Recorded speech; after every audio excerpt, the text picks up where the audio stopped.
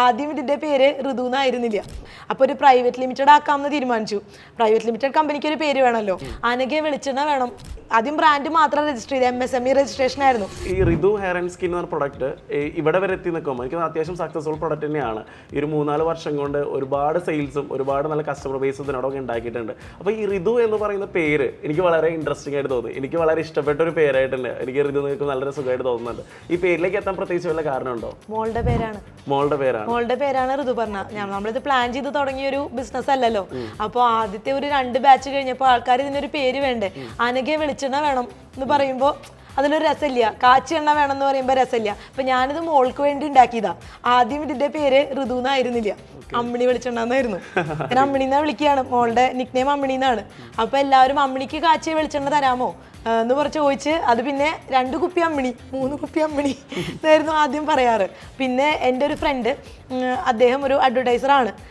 ആള് നല്ലൊരു ഗ്രാഫിക് ഡിസൈനറാണ്.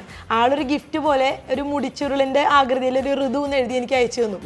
അതായിരുന്നു ശരിക്കും ബ്രാൻഡിങ് ആദ്യത്തെ ഒരു ഇത്. ഒന്ന് നമുക്ക് ബ്ലാക്ക് ആൻഡ് വൈറ്റ് ലേബലായിരുന്നു. എന്ന് വെച്ചാൽ കളർ ലേബൽ അടിക്കാനുള്ള പൈസ ഇല്ല. അപ്പം ഞാനിത് അച്ഛൻ്റെയോ അമ്മയുടെയോ ഹസ്ബൻഡിൻ്റെയോ ഒന്നും പൈസ ഇതിലേക്ക് ഇൻവോൾവ് ചെയ്യിക്കില്ല. അത് 0 ഇൻവെസ്റ്റ്മെൻറ്റിൽ തുടങ്ങിയ ബിസിനസ്സാണ്. ചില്ലി പൈസ ഇതിലേക്ക് ഇൻവെസ്റ്റ് ചെയ്യാതെ ഇതിലേക്ക് ഇൻവെസ്റ്റ് ചെയ്യേണ്ടത് ഇതിൽ നിന്ന് തന്നെ ഉണ്ടാക്കി കൊണ്ടുവന്നിട്ടാണ് ചെയ്തിട്ടുള്ളത്. അപ്പോൾ അന്ന് അങ്ങനെയാണ് ആദ്യമായിട്ട് ഋതു എന്നുള്ള പേര് വന്നത്. ഋതുപർണ എന്നാണ് മോളുടെ പേര്. ഹെയർ കെയർ ഓയിൽ എന്ന് പേരിട്ടു.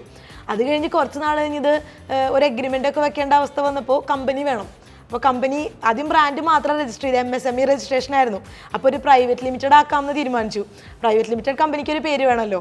അപ്പോൾ ബാക്കി ആ പേരിൽ ഇത് പറഞ്ഞാണ്. പറഞ്ഞാന്ന് വെച്ചിട്ടുണ്ടെങ്കിൽ ഇലയാണ്. ഋതുപർണ എന്ന് വെച്ചാൽ ഇലകൾ തളിർക്കുന്ന കാലം എന്നാണ്, വസന്ത ഋതു ആണ്.